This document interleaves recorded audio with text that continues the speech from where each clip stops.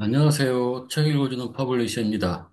이번 영상은 이전 영상에서 저희가 로고에 대한 스타일링을 좀 해봤습니다. 그 스타일링을 하면서 좀 쉽게 이해되는 경우도 있을 거고 또 막 혼란스러운 경우도 있을 거고 할 겁니다. 그 부분은 계속 이제 또 만들고 또 부딪혀 보면 이해가 되리라고 또 생각합니다. 또 계속 만들어 볼 거고요. 그래서 이번 영상은 이제 여기 내비게이션의 1차 메뉴에 대해서만 설명을 드리겠습니다. 간단합니다. 1차 메뉴는 그렇게 복잡하지 않거든요. 그런데 이제 2차 메뉴는 다음 영상에서 만드는데 2차 메뉴는 이렇게 우리가 마우스 올라가면 이렇게 드롭다운이라고 하거든요. 마우스 위에 올라가면 거기에 대한 서브 메뉴가 이렇게 나오도록 만들어주는 거. 자, 이렇게 만들어서 할 수 있는 부분은 저희가 다음 영상에서 만들어 보도록 하고요. 오늘은 일단 간단하게 내비게이션의 1차 메뉴만 정렬하는 것을 배우겠습니다. 뭐 간단합니다. 자, 먼저 이 내비게이션이 여기 이렇게 있네요. 그죠? CSS는 제가 밑에 갖다 놨고요. 자, 여기에서 지금 우리가 1차 메뉴는, 1차 메뉴밖에 없으니까 하나, 둘, 셋, 넷, 다섯, 여섯 개죠. 그래서 여기다 우리가 이렇게 할 수 있습니다.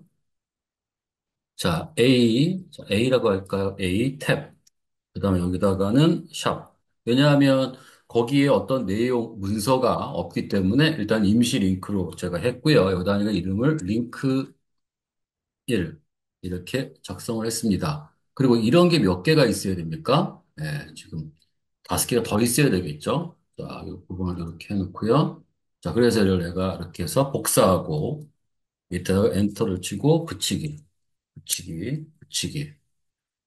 자, 붙이기 해서 여기가 뭘로? 자, 2, 3, 4, 5, 6 이렇게 들어가겠죠? 자, 그럼 여기까지 우리가 한 걸 한번 확인해 볼까요? 클릭해서 어, 라이브 서버로 확인해 보겠습니다.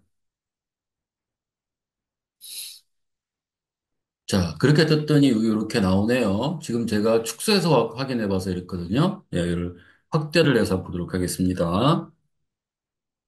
100%로 놓을게요, 그냥. 네, 자, 이렇게 보이겠죠? 자, 일단은 여기에서 링크 1, 링크 2, 링크 3, 4, 5, 6. 자, 이거를 뭐 나열된 거죠.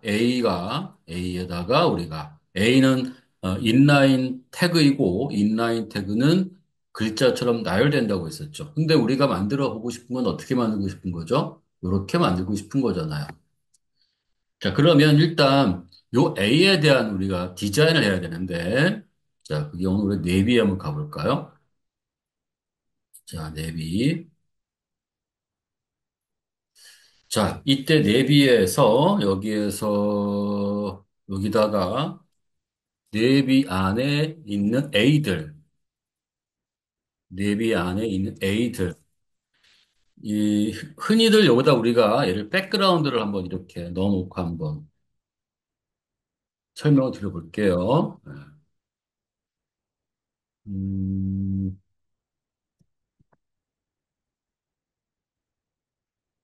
일단은 이렇게 해볼까? 똑같은 게 되겠죠?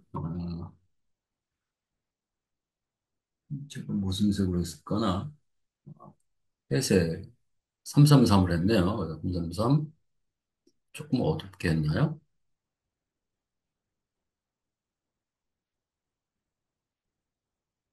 네, 한 요 정도. 이게 지금 그 이전 색이고요. 요게 현재 색이거든요. 이 정도로 해놓고요. 그리고 글자 색은 하얀색으로 하겠습니다. 컬러, 화이트. 자, 요거는, 모든 이 문서의 기본적인 A 태그는 위에다가 우리가 정의해 놨죠. 이 문서에서 A들은 요렇게 쓰겠다고 제가 정의해 놨는데, 여기에만 내비에 있는 A 링크에는 제가 이렇게 하겠다고 제가 여기다가 바꿔놓은 거거든요. 자, 그가 이렇게 표시가 되네요. 근데 너무 좀 폭이 좁죠? 사실은 인라인은 내용에 따라서 그 크기가 결정이 됩니다. 그래서 여기다가 이렇게 써버리면 에, 위드하고 여기다가 제가 100픽셀 자 이렇게 써버리면 얘는 전혀 변함이 없죠. 그러니까 문제가 생기겠죠. 그죠? 그럼 이렇게 쓰면 안 될 것 같습니다. 그럼 어떻게 되느냐? A는 인라인이기 때문에 그런 거니까 얘를 좀 성질을 바꿔주자고요. 디스플레이, 인라인, 그다음에 블록 이렇게 바꾸겠습니다. 자, 그러면 이제 여기다가 너비를 한번 설정해 볼게요. 자, 위드 100 픽셀 이렇게 해보겠습니다. 자, 그래서 여기 봤더니 이제 여기 이렇게 들어갔네요. 자, 딱 맞추고 싶어요. 그런데 요거는 이제 내비라는 여기서 여기까지 내비라는 안에서 내비 안에서 이 여섯 개가 일정하게 뭘 가져야 됩니까? 예. 이제 너비 값을 가져야 되잖아요. 일정한 너비 값. 아까처럼 이렇게 만들려고 한다면 그죠? 이렇게 그러면은 어떻게 해야 되냐면 일단 너비를 한번 설정을 해 볼게요. 물론 좀 이게 이따가 딱 보시면 알겠지만, 아, 이렇게 하면 좀 딱 결정이 되는구나, 라고 생각할 수도 있지만, 지금 나중에 우리가 또 다른 형태로 또 뭔가 만들려고 할 때, 이 뜻도 알고 있어야 되니까, 모두 염두에 두시면서, 이제 한번 이것저것 한번 해보자고요. 자, 일단 A는 6개고요. 내비를 기준으로 6개를 우리가 해야 되니까, 사이즈를 얼마씩 하면 좋을까요? 한 자, 100 나누기 6을 한번 해볼까요? 100%에서 나누기 6개로 내가 쓴다면 어떻게 될까요? 16.666이네요. 그냥 제가 15로 한번 해볼게요. 15. 자, 그럼 여기다 내가 얘를 15%를 한번 줘보겠습니다. 그러면 내가 얘를 확인해 보면 이렇게 들어가겠네요. 자, 요 간격을 정확하게 하려면 아까처럼 16.66으로 해 주셔야 되겠죠. 근데 이제 문제가 또 있을 수 있습니다. 아마 넘칠 것 같은데.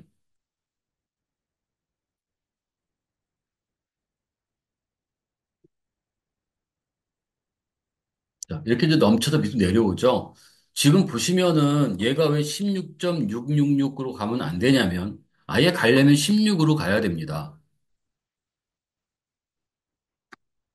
그러면 이게 좀 딱 맞는데 그래도 얘가 좀 더 많이 남아 있는 것 같죠. 지금 아까도 얘기했지만 A는 인라인입니다. 인라인은 글자처럼 취급된다고 했었죠. 그럼 글자는 글자와 글자 사이에 약간의 여백이 발생합니다. 그러니까 여기에는 요 A 사이에 살짝 뭐가 발생하냐면 바로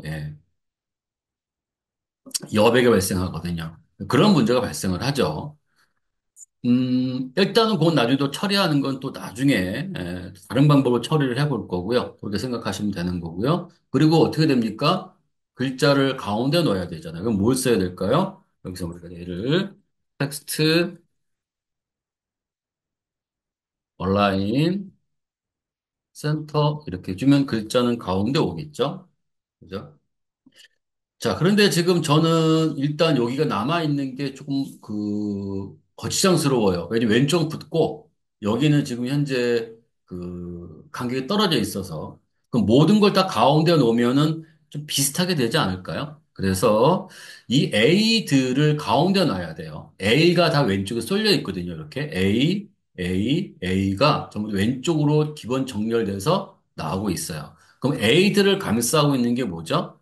내비잖아요. 내비. 그래서 지금 A에다 텍스트 얼라인 하는 것은 A에 대한 A 자체를 정렬하는 것이 아니라 링크 A에 있는 내용을 지금 내용의 글자를 가운데 정렬한 거예요. 그러니까 A들을 정렬하려면 A가 있는 내비에다가 요 내비라는 부문을 찾아서 거기다가 이렇게 써 주셔야 되죠. 텍스트 얼라인 센터. 자, 그러면 이제 가운데로 왔겠죠? 자, 그 다음에 이제 위아래에 대한 이제 높이를 또한 설정해야 된단 말입니다. 자, A는 너비밖에 없어요. 높이가 없고요. 자, 생각해 보면 여기에 지금 현재 이 A에 대한 높이를 얼마만큼 잡아야 되냐는 결국 또 부모를 확인해 봐야 돼요.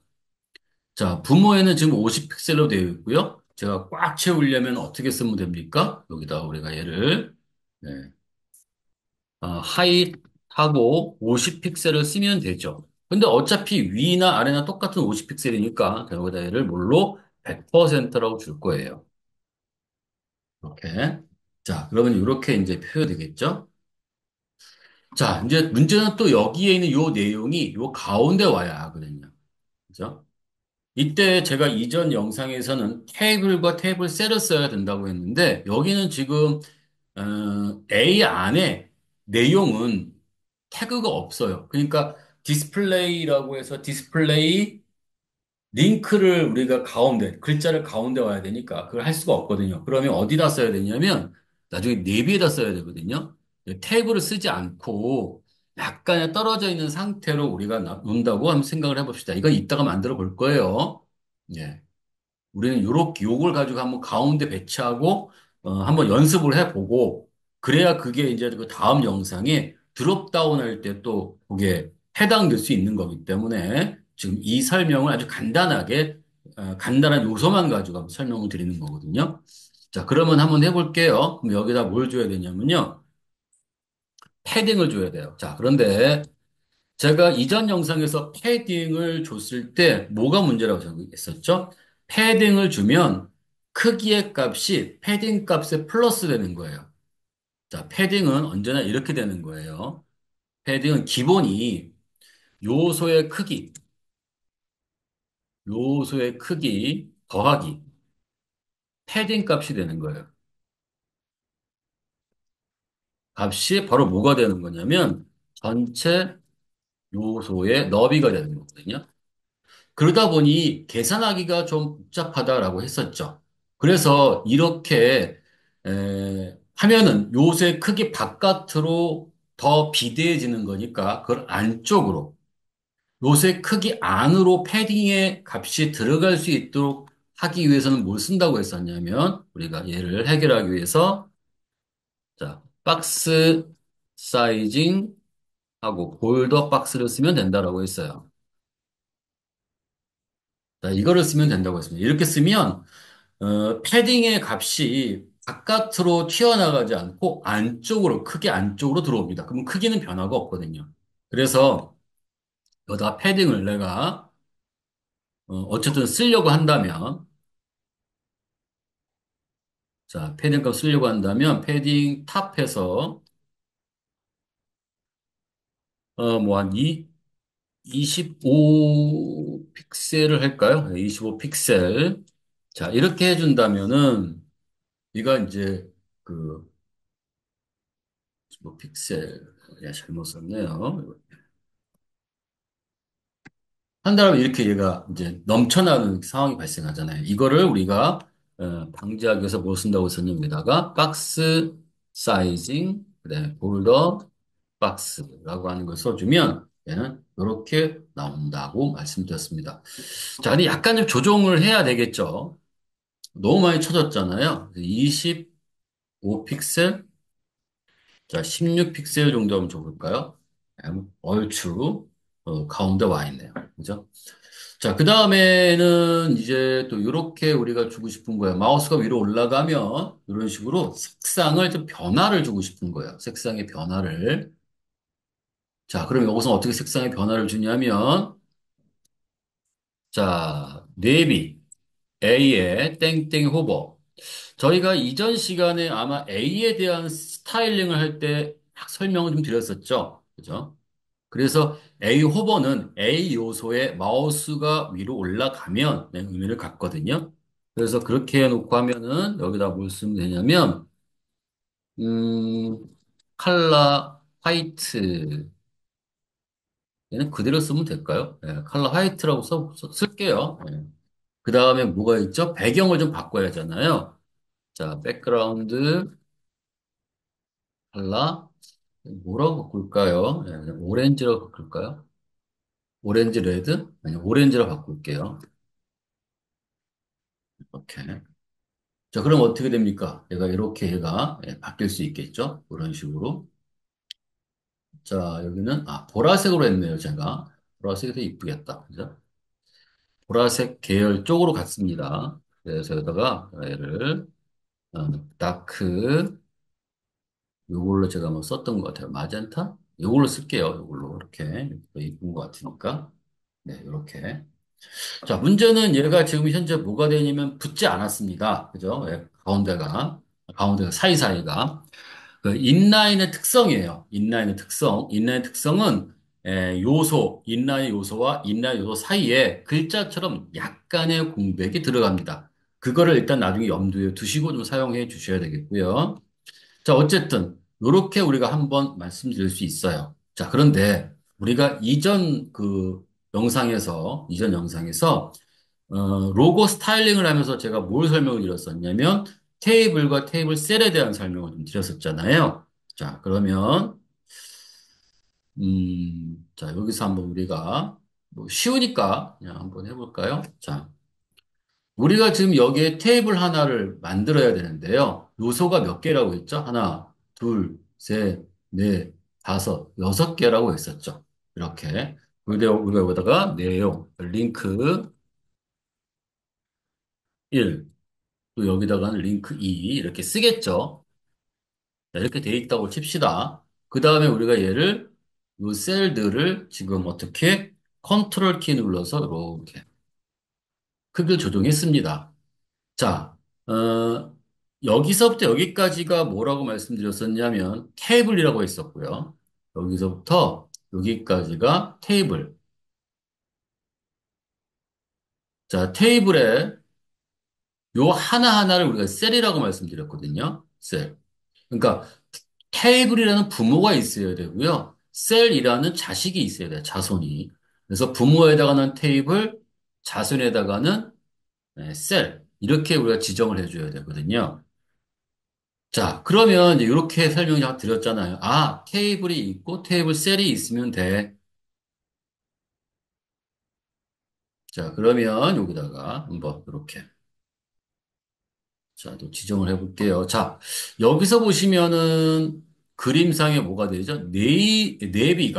네비라는 태그가 테이블이 되어야 할 거고, 이때 A라는 이 요소가 셀이 되어야 해요. 그러니까, 자, 이제 여기를 제가 지우겠습니다. 여기를 싹 지울게요. 자, 그리고 여기서는 그대로 놔두고요. 추가하면 되죠. 네비에다가는 추가. 뭘? 아까 저희가 네비는 테이블이라고 했으니까 여기다 디스플레이 테이블. 그 다음에 A는 뭐가 되는 거죠? 예, 아까 셀이라고 했잖아요. 그죠? 테이블 셀. 자, 그런데 테이블 셀을 주고 나면 내용이 가운데 와야죠. 자, 일단 이렇게만 좀 해볼까요? 이렇게. 자, 이렇게 표시가 되네요. A에다가 우리가 색상 한번 줘볼게요. 아까처럼 백그라운드, 칼라 하고요. 여기다 얘를 샵 333.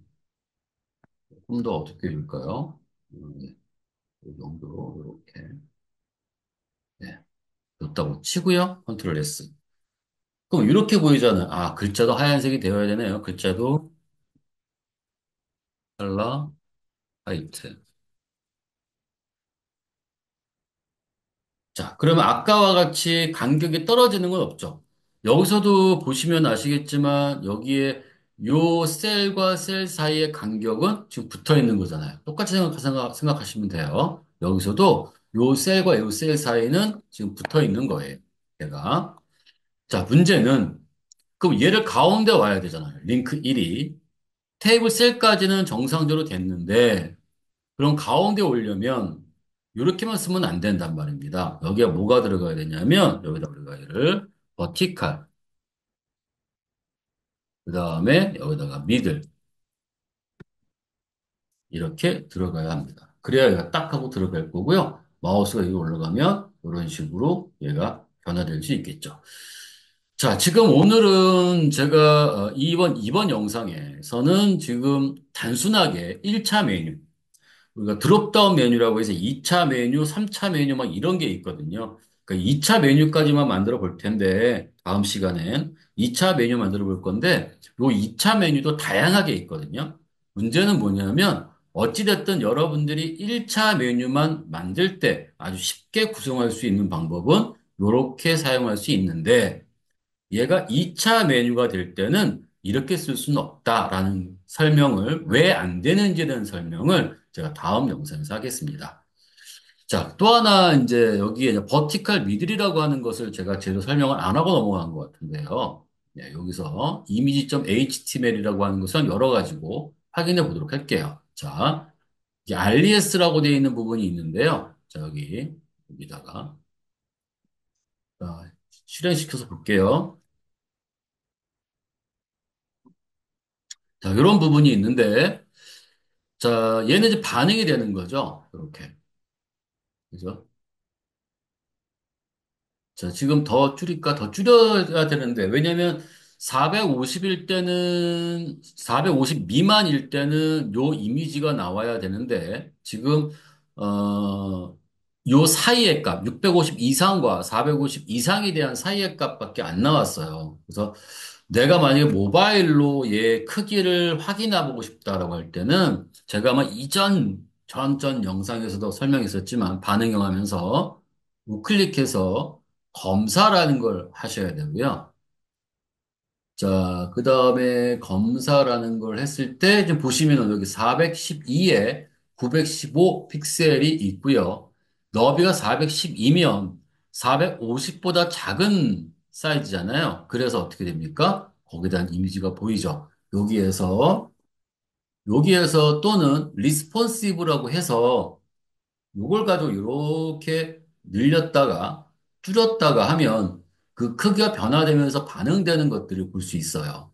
여기서. 그래서 여러분들이 혹이라도 이전 영상에서 이게 왜 그러면 더 작은 사이즈가 왜 안 만들어지지? 라고 할 때는요. 브라우저의 지금 너비가 더 좁혀질 수 없는 상황이기 때문에 지금 그렇게 된 거고요. 여기서 검사를 통해서 얘 눌러가지고 여기요. 요거를 눌러서 또 확인해 보시면 요렇게 리스폰스로 선택을 하시고 왔다 갔다 하시면 너비를 좀 확인해 볼 수 있습니다. 요거를. 자, 그런데 지금 제가 그 설명을 좀 드리기도 하는 것이만 또 뭘 설명을 드리려고 한 거냐면요.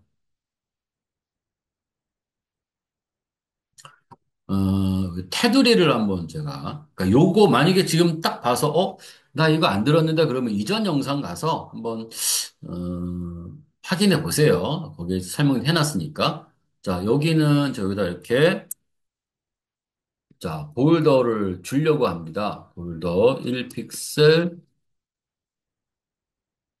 솔리드, 레드. 자, 이렇게 제가 줬습니다. 자, 그랬더니 지금, 좀 이거 이제 지울게요. 자, 그랬더니 여기에 디아블레스라는 요 레스라는 것 안에 있는 내용물이 여기에 보이잖아요. 그런데 문제는 여기 사이가 떴습니다. 사이가. 기준선이라고 하는데요. 이미지 img 태그의 기준선은 요 아래를 기준으로 잡아요. 아니, 위를 기준으로 잡아요. 아래가 아니라 위. 텍스트는 어디를 기준으로 잡냐면 여기 아래를 기준으로 잡아요. 그 약간의 지금 그 오차가 있겠죠. 텍스트는 요 아래에 기준선이 있습니다.